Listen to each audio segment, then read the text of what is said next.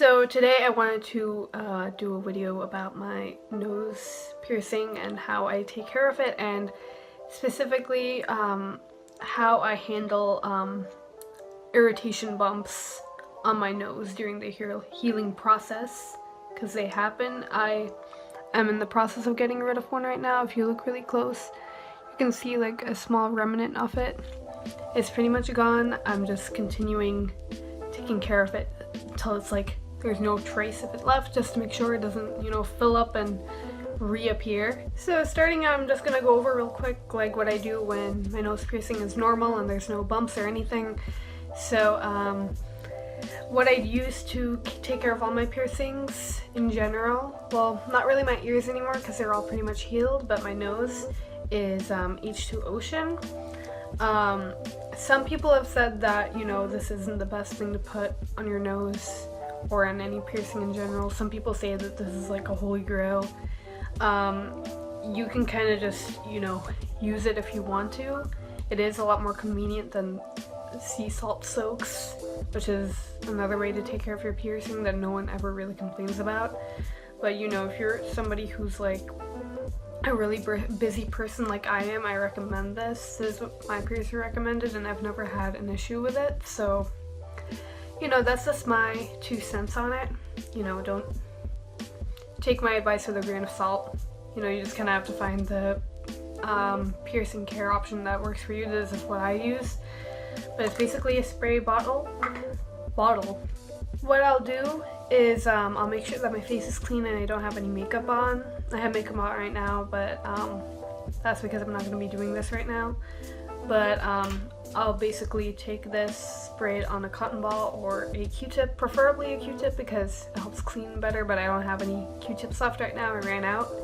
So I'll use a cotton ball if I don't have a Q-tip, just for general cleaning. And then I'm basically done, and I just go about my day. I'll clean my piercing about 3 times a day when I first get it, like the first 2 weeks, and after that I just clean once in the morning and once at night, and that's what I'm doing now as well.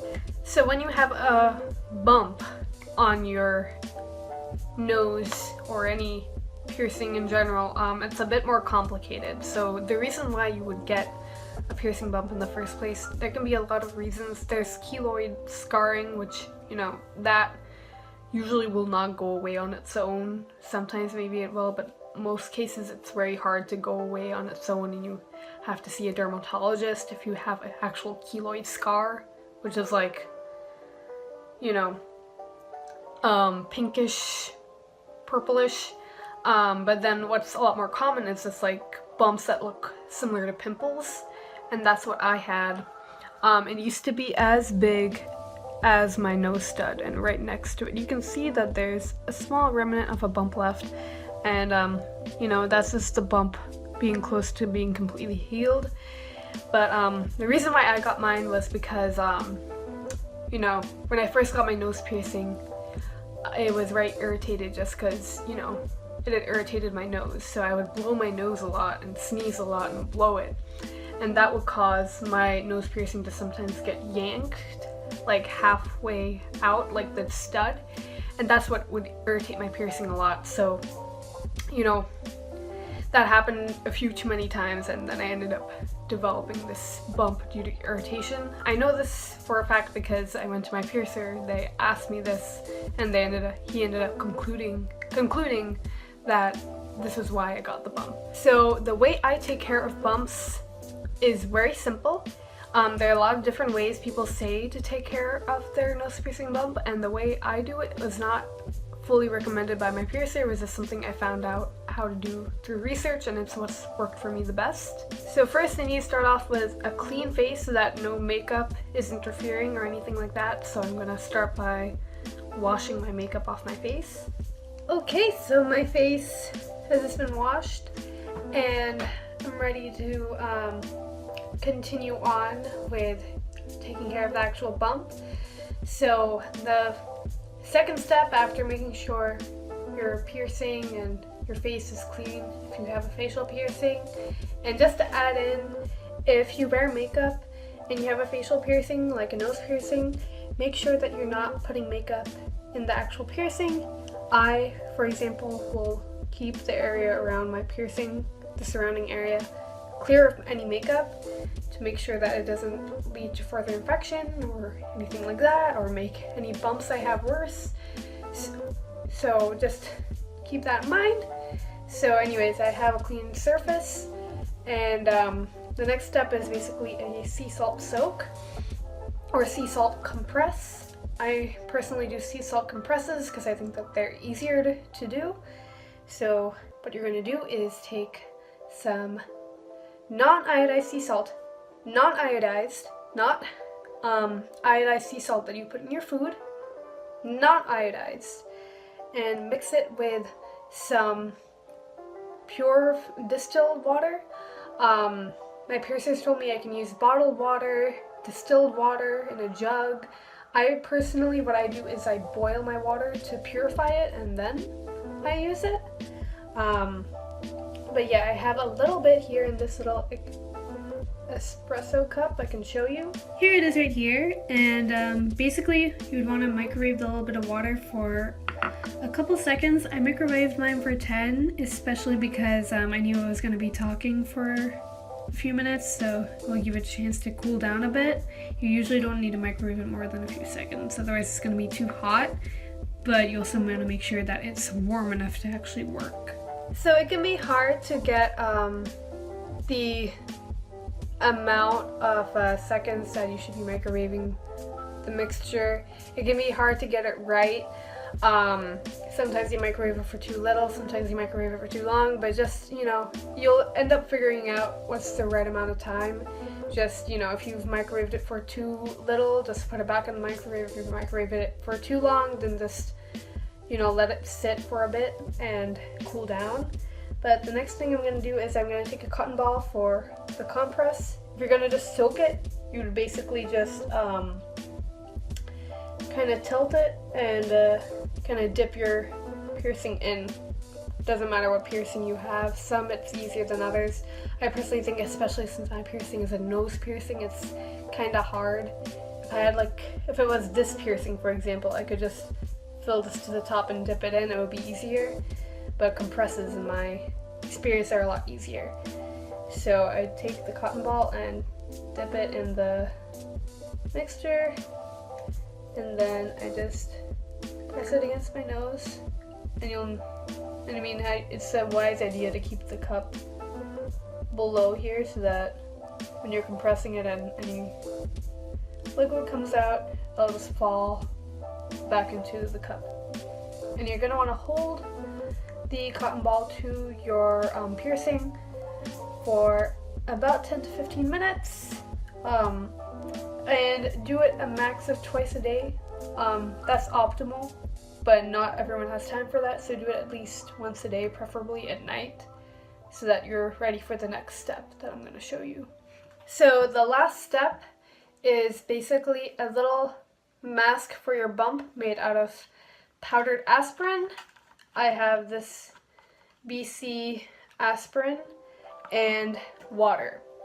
So you don't need a lot. Very little will do for the bump on your piercing. Just make sure to fully cover it and leave it on overnight, which is why, you know, I recommend if you're going to do this whole process once a day, do it at night, not in the morning, so you don't have to walk around all day with powdered aspirin on your nose. So here is my water and aspirin paste. I used some powdered aspirin over here. I didn't use the whole packet, I just released some and then added a few drops of water and then mixed it with this Q-tip, and then I also used the Q-tip for application. So I just want to give you guys a close-up, I guess, of my nose. Well, TMI. But you can see there's a little bit of a remnant of a bump over there. Just to give you guys an idea, because I don't have any actual pictures of my bump, because I was avoiding taking pictures of it because it was literally the size of my stud and it looked like a whitehead pimple. So I was really ashamed of it and I wasn't taking any pictures of it and I hated it. So I don't have any documentation of it, but you know, this aspirin mask and the saltwater compress, like both of those are what help bring it down to this side. And I've been doing this for about close to a week. Maybe a little bit less, maybe a bit more. So you're gonna need a mirror. I just have this handheld mirror over here. It has Alice in Wonderland on it. And then I take the Q-tip with the paste on it, and then I just put it on whatever bump I have. And if it gets on the jewelry, that's fine. Doesn't really matter, just as long as it covers the whole bump and stays on. You don't want the paste to be too thin or too thick, because otherwise it will not stick properly overnight while you're sleeping. You can also have this during the day, although I'd assume you wouldn't want to have this on your face the whole day. You can if you want to, it's up to you.